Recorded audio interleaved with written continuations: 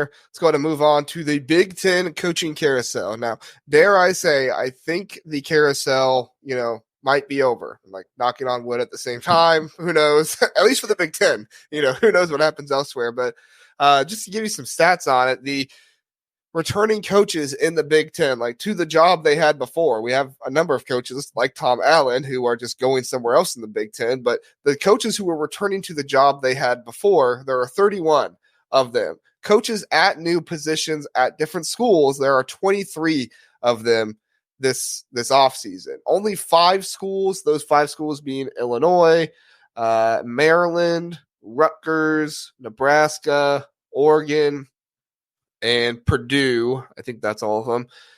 And Wisconsin. So 6 schools. Only 6 schools have returned to their entire head coach and defensive and offensive coordinators to their staff this year. It's been a crazy year with the coaching carousel. We just had Chip Kelly leave being a head coach at UCLA to come on over to Ohio State. Sherrone Moore thought maybe he would have some of his defensive guys on his staff stay. No, he had to go out and hire a new defensive coordinator there. Like we talked about, Penn State, they take Tom Allen from Indiana, making the defensive coordinator over there. So there's a lot of craziness going on, a lot of things like that. Alec, we'll start with you. What has, in your mind, been one of the best or the best head coach or coordinator hire so far this offseason? Well, I mentioned I do like Jonathan Smith because I think he gets Michigan State back to that Mark D'Antonio type development program, which works so well for them. But the Chip Kelly thing just really intrigues me. Him leaving being a head coach to go to Ohio State, and I think it's going to make Ohio State better. Obviously, the Bill O'Brien thing, Penn State fans love Bill O'Brien, and then for a little bit there, they're like, do we have to hate this guy now? And I think they're very happy that changed where he took the Boston College job. But, I'm just interested, honestly, what you guys think about the Chip Kelly thing. I think it was kind of like he knew he was a lame duck head coach, and instead of getting fired at 2-5 in the middle of the season, he gets maybe a little less money to be the Ohio State offensive coordinator, but maybe has a really successful year. And it's easier for him to find a job next year saying, I'm not the coach that got fired mid-season at UCLA. I'm the highly successful Ohio State offensive coordinator. I don't know. You guys think that's kind of my thought process and why he did that. But to me, that was just a really interesting move and one that kind of turns the conference upside down with UCLA in the Big Ten now. Yeah, from everything I heard, it was Chip Kelly was supposed to be fired last season after they lost to USC. Well, then UCLA beat USC. And apparently some of this money that they had to fire Chip Kelly, some of these boosters said, well, hold on. This guy just beat USC. Maybe he's a better coach than what we think. And the AD at UCLA was, no, guys, he's terrible. We have to fire him. But they didn't, some people backed out, so they weren't able to fire him. Well, Chip Kelly apparently never had a good relationship with the AD there, never really liked recruiting. I mean, that's been talked about a ton. And so when he had the opportunity to bounce, I was told to even talk to, which I don't even know if I believe this, but I was told to even talk to Kirk Ferentz about the Iowa offensive coordinator job. That would be like something. I said, I don't think I believe that, but who knows? Maybe it did happen. But I think you're right. I think he will eventually move on. I don't think he's going to move on as a head coach somewhere in college. I think he'll probably try to move on to like an offensive coordinator position in the NFL or something like that. Because I think at the end of the day, he's probably just done with that, or done with head coaching in college football. So, Spartan Dog, you have any thoughts on Chip Kelly, and then who were your best hires of the offseason? Yeah, I think you hit the nail on the head, JR. I think Chip Kelly knew his time at USC was probably up. At UCLA, was probably up. I just have to, I feel like Michigan State owes UCLA AD Martin Jarmond a gift basket or something for not firing Chip Kelly when he wanted to, because that allowed Jonathan Smith to fall right into our laps. So I thank you for that. But yeah, Chip, by all accounts, hated recruiting. The one time he actually did step into a recruit was for Dante Moore, and that backfired on him. So, he wanted out. UCLA wanted out. It put UCLA in a terrible position.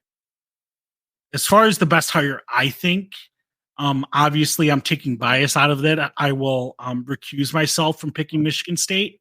But I really like the D'Anton Lynn hire. I'll shout out a newcomer, D'Anton Lynn to USC. You talk about a total overhaul in defensive philosophy and just competency.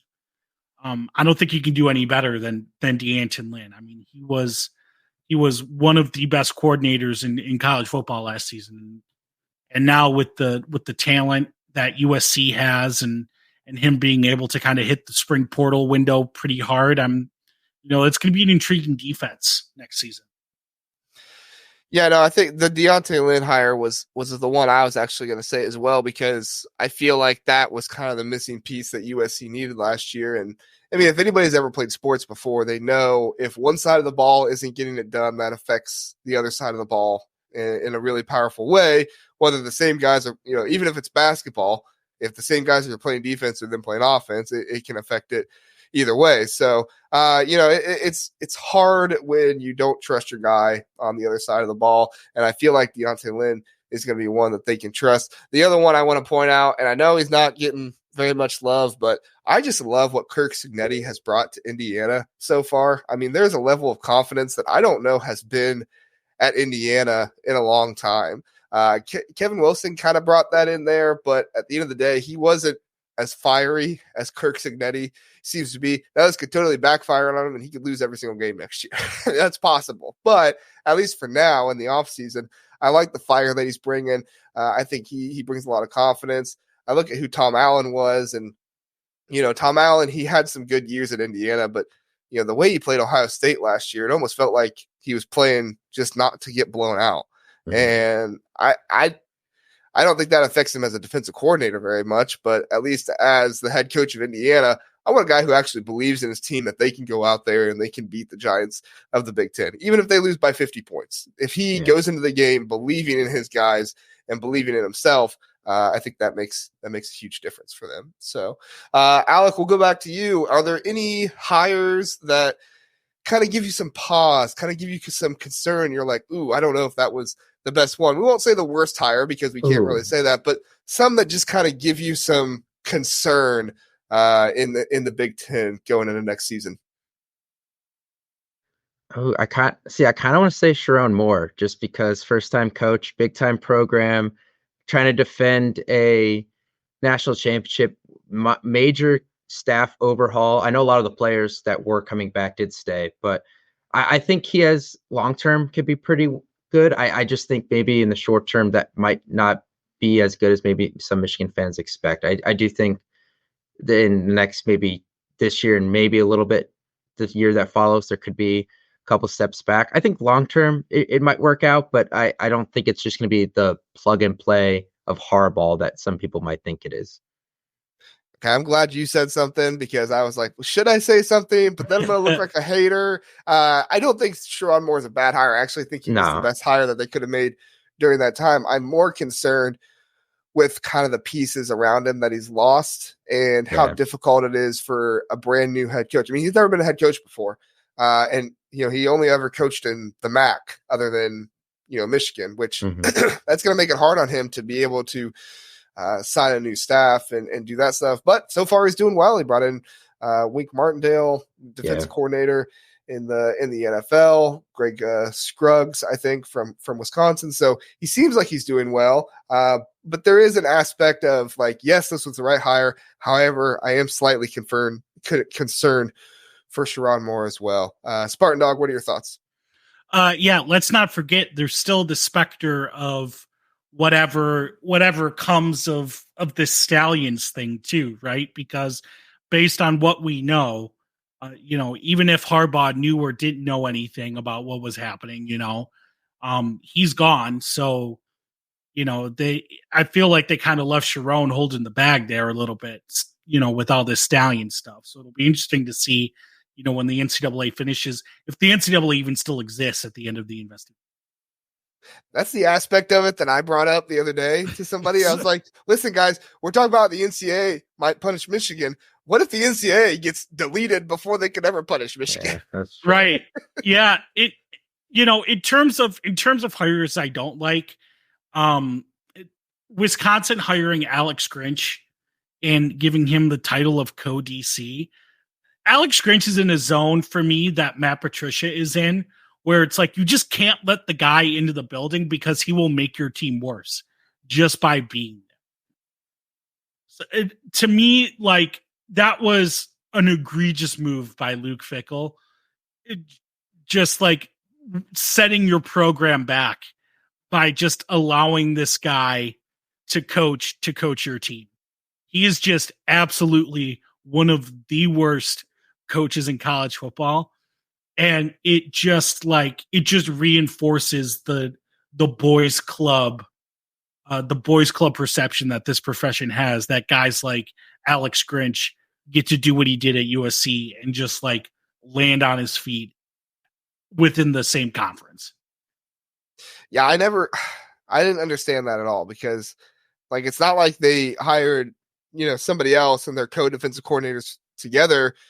Like, Mike Tressel is still there. They demoted Mike Tressel. They demoted him. That's what they did.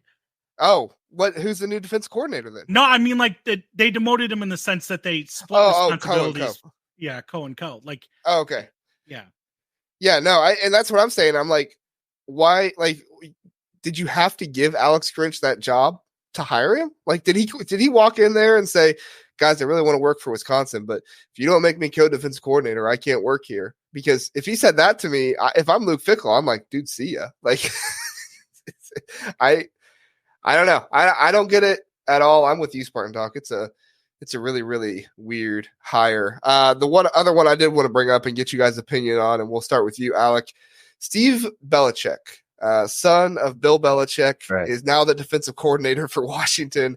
I know you probably don't have like a long list of stats, but just like, what was your gut reaction to, like, okay, we're going to have Bill Belichick's son now be a defensive coordinator in the Big Ten? What were your thoughts there? I honestly thought about recruiting first, because I'm like, people are either going to line up to play for a Belichick, or this guy, I know he's like kind of a maniac, and kids and their families are going to be turned off like right away. I do think he's not a bad defensive mind. Those last few Patriots teams last couple of years were just really bad. I think Belichick was a little checked out after Brady left. It kind of looked that way. So I don't know if you can hold all those against him. Obviously, it's a smart family. They've done very well in football for a very long time. So I think on the field, it might not be too bad, but I'm interested to see how he recruits, how he adapts to the college game. That was one to me that raised an eyebrow a little bit, because I'm like, I wonder how his personality is going to play in college when you have to go talk to kids all day. Yeah, like, I don't have a strong opinion either way, like if it's a good hire or a bad hire. Like, right. I tend to believe he's coming from the NFL, so he knows what he's doing. And, typically NFL guys work out schematically pretty well in college football, but it was just such a surprising thing. Spartan Dog, what were your thoughts?